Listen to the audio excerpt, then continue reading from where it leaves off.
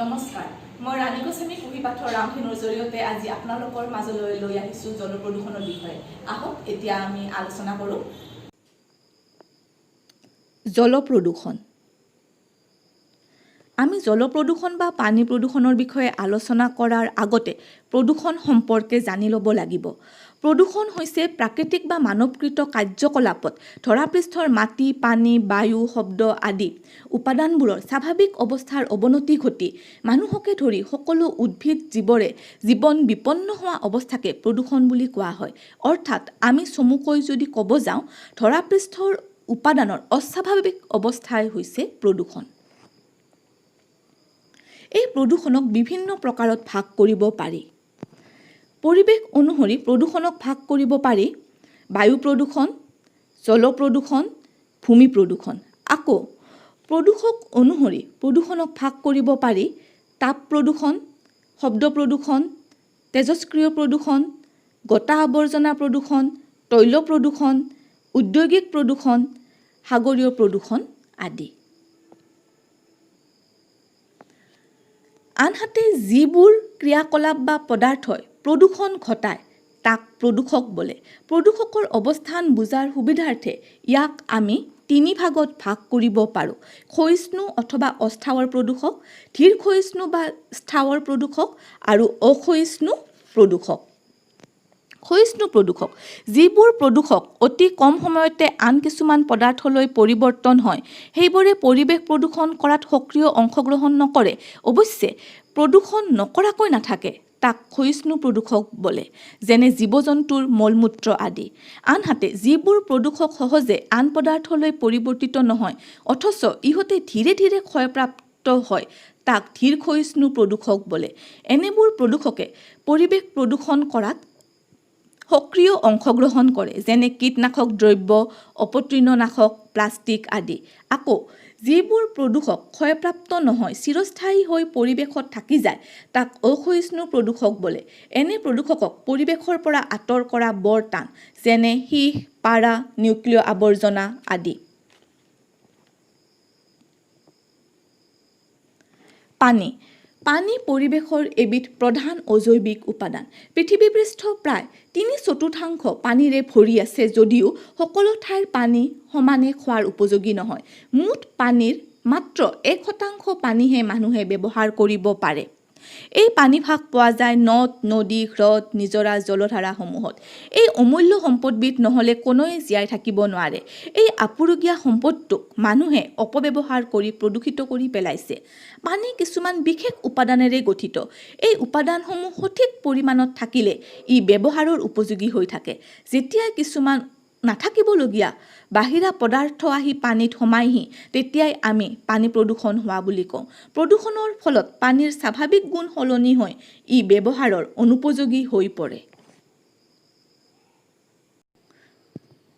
জল প্ৰদূষণৰ উৎসসমূহ হ'ল ঘৰুৱা আৱৰ্জনা, ঔদ্যোগিক বৰ্জিত পদাৰ্থ, কৃষি আৱৰ্জনা, নগৰাঞ্চলৰ পৰা বৈ যোৱা আৱৰ্জনা, দ্ৰৱণীয় বৰ্জিত আৱৰ্জনা, তেল বিয়পি পৰা, গতা আৱৰ্জনা, তাপ বিদ্যুৎ প্ৰদূষক, তেজস্ক্ৰিয় পদাৰ্থ, ক্ষুদ্ৰ অপদ্ৰব্য আৰু বায়ুমণ্ডলীয় গেছ, সংক্ৰামক দ্ৰব্য, প্ৰাতঃকাৰ্য, বৈদ্যুতিক আৱৰ্জনা, বানপানী আদি।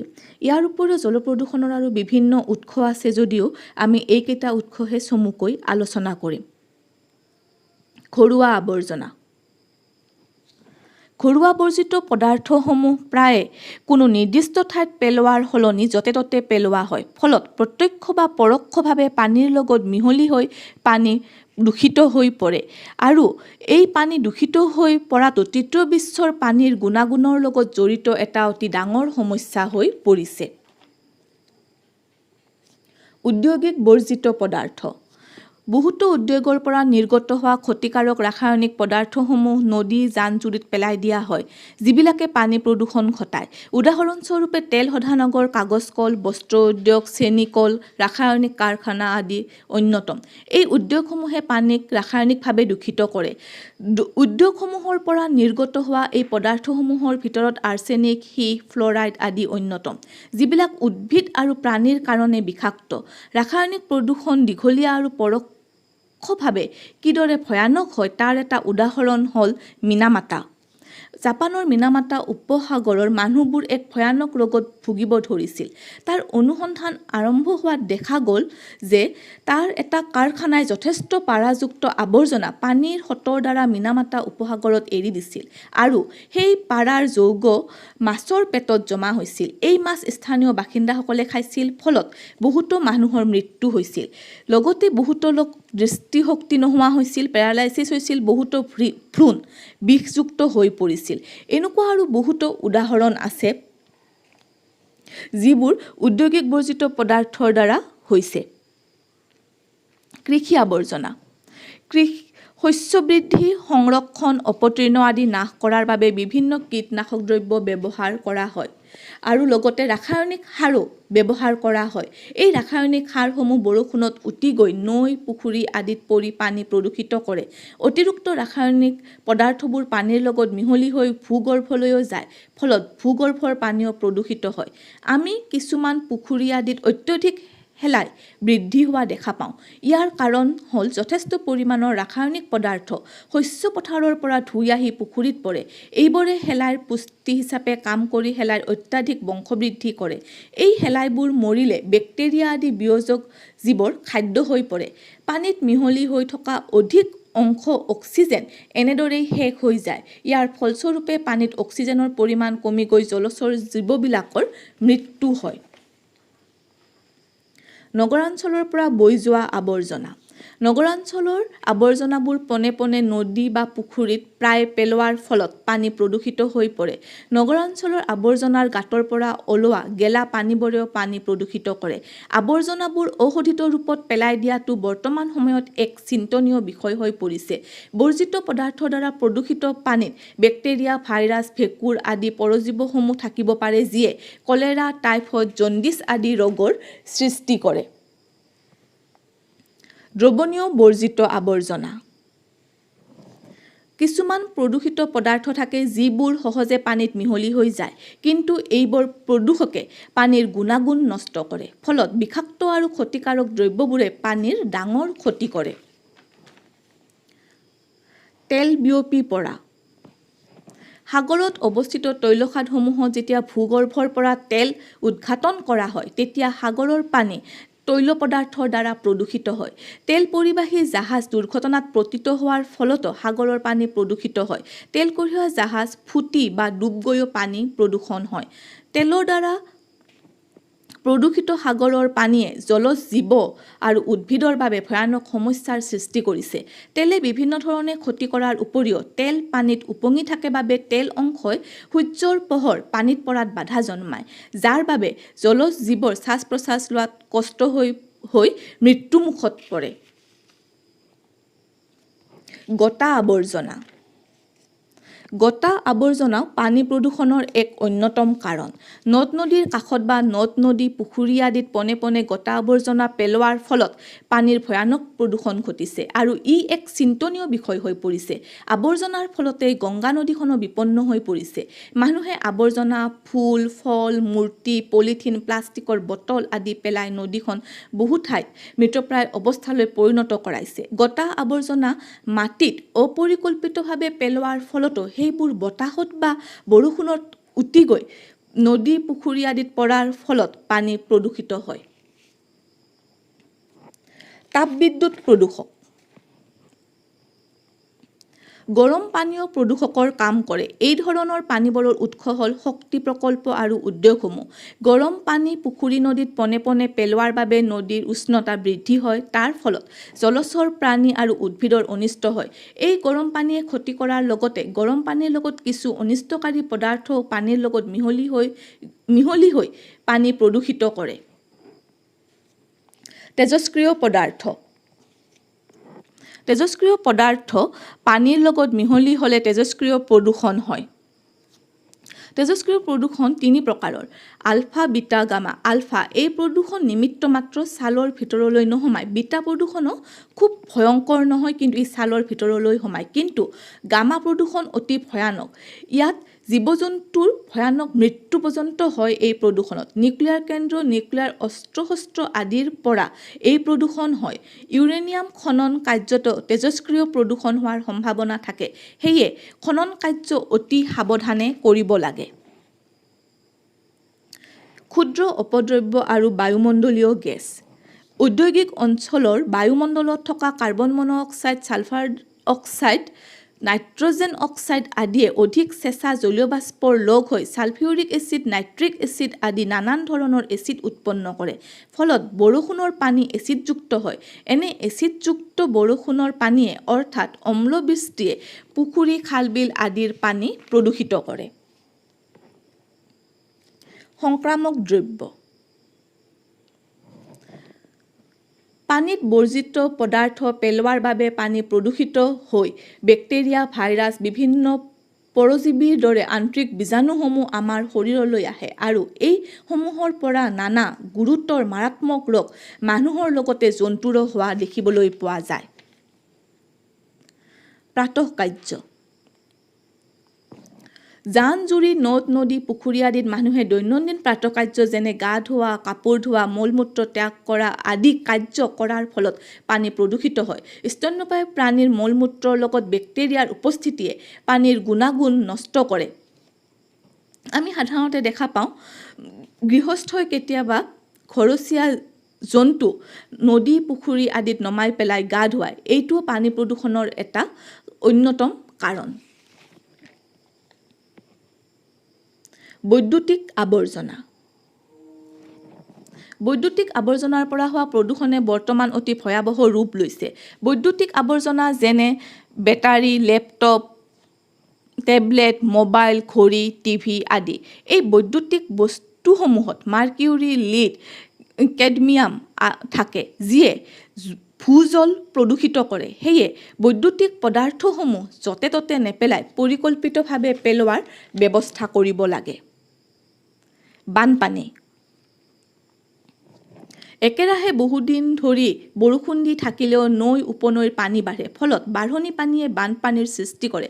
বানপানীৰ সময়ত উটি অহা জাবৰ-জোথৰ, মৃত জীৱ আদিয়ে পানী প্ৰদূষিত কৰে। এই প্ৰদূষিত পানীয়ে নানাবিধ বীজাণু কঢ়িয়াই আনে। খোৱা পানীৰ লগত মিহলি হৈ এইবোৰ বীজাণু জীৱদেহত প্ৰৱেশ কৰিলে নানা ধৰণৰ ৰোগৰ সৃষ্টি হ'ব পাৰে। প্ৰদূষিত পানীৰ পৰা হ'ব পৰা ৰোগসমূহ হ'ল টাইফয়েড, কলেৰা, ডিচেণ্ট্ৰি, ডায়েৰিয়া, জিয়াৰ্ডিয়াছিছ, ছালৰ বিভিন্ন ৰোগ, গেষ্ট্ৰ'এণ্টাৰাইটিছ, পলিঅ' আদি। ইয়াৰ উপৰিও আৰু বিভিন্ন ৰোগ পানী প্ৰদূষণৰ ফলত হয়, যেনে জণ্ডিছ আদি ৰোগো পানীৰ পৰাই হয়। টাইফয়েড। টাইফয়েড ৰোগ সহজে ধৰা নপৰে। বেমাৰ হোৱাৰ ৫-৭ দিন পিছত পৰীক্ষা কৰিলেহে এই ৰোগ ধৰা পৰে। সালমনেলা টাইফি আৰু সালমনেলা পেৰাটাইফি বেক্টেৰিয়াৰ পৰা এই ৰোগ হয়।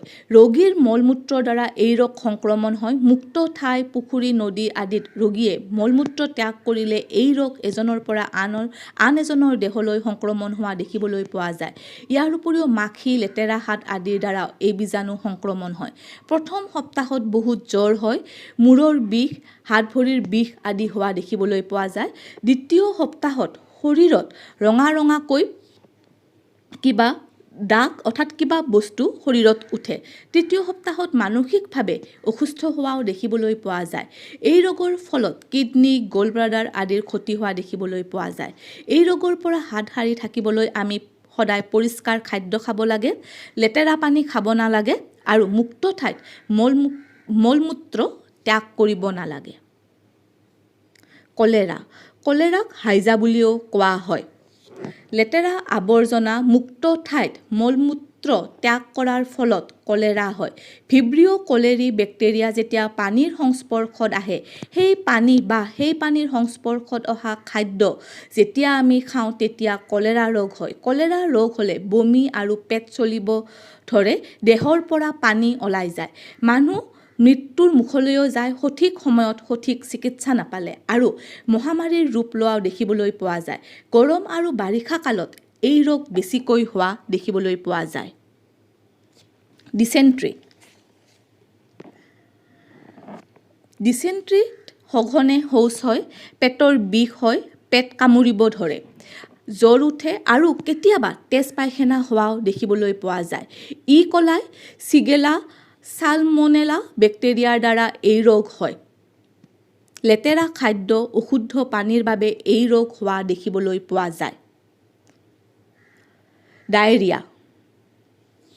ডায়েৰিয়াত পাতল শৌচ হয়, শৰীৰৰ পৰা পানী ওলাই যায়, শৰীৰ দুৰ্বল হয়। ডায়েৰিয়াৰ বিভিন্ন কাৰণ হ'ব পাৰে। ইনফেকশ্যন আৰু নন ইনফেকশ্যন বিভিন্ন কাৰণত ডায়েৰিয়া হ'ব পাৰে। ডায়েৰিয়া ভাইৰাছ ইনফেকশ্যনৰ ফলতো হয় আৰু বেক্টেৰিয়া ইনফেকশ্যনৰ ফলতো ডায়েৰিয়া হয়। ডায়েৰিয়া হ'লে ORS খাব লাগে, কিন্তু তাৎক্ষণিকভাৱে ORS নাপালে নিমখ, চেনি পানী, টেঙা পানী, পানীয় খাদ্য আদি খাব লাগে। লেতেৰা পানী, লেতেৰা খাদ্য খালে ডায়েৰিয়া হয়। জিয়াৰ্ডিয়াছিছ। মানুহ, জন্তুৰ মলৰ দ্বাৰা এই ৰোগ বিয়পে। যেনে গাহৰি, কুকুৰ, মেকুৰী আদি জন্তুৰ মলৰ দ্বাৰা এই বেমাৰ বিয়পে। পানী আমি সেয়ে সদায় পৰিষ্কাৰকৈ পৰিশোধন কৰি খাব লাগে, নহ'লে জিয়াৰ্ডিয়াছিছ বেমাৰ হোৱাৰ যথেষ্ট আশংকা থাকে। ছালৰ বিভিন্ন ৰোগ। প্ৰদূষিত পানীৰ বাবে ছালৰ বিভিন্ন ৰোগ হোৱা দেখিবলৈ পোৱা যায়। ৰাসায়নিক পদাৰ্থ মিহলি পানীৰ ফলত ছালৰ কেঞ্চাৰ পৰ্যন্ত হোৱা দেখা যায়। ছাল ফটা, খৰ, খজুৱতি আদিও এই পানী প্ৰদূষণৰ ফলত হোৱা দেখিবলৈ পোৱা যায়। গেষ্ট্ৰ'এণ্টাৰাইটিছ। এইবিধ ৰোগ ভাইৰাছ আৰু বেক্টেৰিয়াৰ পৰা বিয়পে। ইয়াৰ মুখ্য কাৰণ দূষিত খাদ্য আৰু দূষিত পানী। পেটৰ বিষ হয়, বমি হয় আৰু ভোক কমি আহে। পলিঅ'। ই এবিধ সংক্ৰামক ৰোগ। পলিঅ' দূষিত খাদ্য আৰু পানীৰ দ্বাৰা সংক্ৰমিত হয়। ৰোগীৰ মল-মূত্ৰৰ পৰা এই ৰোগ বিয়পে। এই ৰোগ হোৱাত প্ৰথমে লক্ষণ হিচাপে দেখা দিয়ে জ্বৰ, মূৰৰ বিষ, ভাগৰ লগা, ডিঙি খিচখিচ কৰা, ডিঙিৰ বিষ, পিঠিৰ বিষ আদি। পলিঅ' হ'লে মেৰুদণ্ড আৰু মস্তিষ্কত ক্ষতি কৰে। বৰ্তমান ভাৰতক পলিঅ'মুক্ত দেশ বুলিয়েই ক'ব পাৰি। 24 অক্টোবৰ তাৰিখটো বিশ্ব পলিঅ' দিৱস হিচাপে উদযাপন কৰা হয়। বিভিন্ন কাৰণত আমি প্ৰদূষিত পানী খালে আমাৰ বেমাৰ হোৱা দেখিবলৈ পালোঁ। সেয়ে আমি কেনেকৈ পানী বিশুদ্ধ কৰি খাব পাৰোঁ তাৰ কেইটামান উপায় ইয়াতে দিয়া হৈছে। শিল, বালি, এঙাৰ ব্যৱহাৰ কৰি আমি পানী পৰিশোধন কৰিব পাৰোঁ। ফিটকিৰি ব্যৱহাৰ কৰি পানী পৰিশোধন কৰিব পাৰোঁ। পানী উতলাই পানী পৰিশোধন কৰিব পৰা যায়। ক্লৰিন ব্যৱহাৰ কৰি পানী পৰিশোধন কৰিব পাৰি। জৈৱিক শোধন দ্ৰব্য ব্যৱহাৰ কৰি পানীক ফ্ল'ৰাইড মুক্ত কৰিব পাৰি। খোৱা পানীৰ উৎসসমূহ সদায় পৰিষ্কাৰ আৰু নিৰাপদ হ'ব লাগে। খোৱা পানীৰ উৎস আৰু শৌচালয়ৰ মাজত এক নিৰ্দিষ্ট ব্যৱধান থাকিব লাগে। এতিয়া আমি এই প্ৰদূষণ কেনেকৈ ৰোধ কৰিব পাৰোঁ আৰু এই প্ৰদূষণ ৰোধ আৰু নিয়ন্ত্ৰণ কৰাৰ কিছুমান উপায় ইয়াতে আলোচনা কৰা হ'ল। খেতিপথাৰত আমি কীটনাশক দ্ৰব্য আৰু ৰাসায়নিক সাৰ পৰাপক্ষত ব্যৱহাৰ কৰিব নালাগে। তাৰ ঠাইত আমি জৈৱিক সাৰ ব্যৱহাৰ কৰিব পাৰোঁ। গৰম পানী নদী, পুখুৰী আদিত পোনে পোনে পেলাব নালাগে।